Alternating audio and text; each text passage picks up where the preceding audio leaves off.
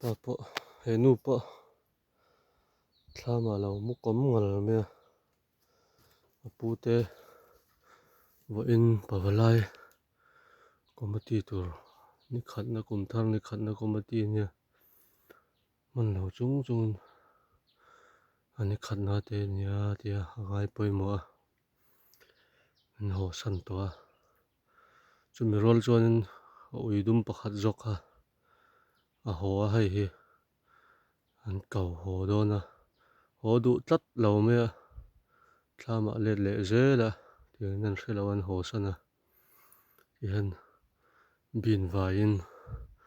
darkar khat chuang zet hun kan hmanga an an leta lo mu kom ngal me ho to matina lai ho du thak lo ni kan Charlie ni hi Charlin trong xem i ho bo to matia thom re box hi Charlin i mu hi lami ho tong o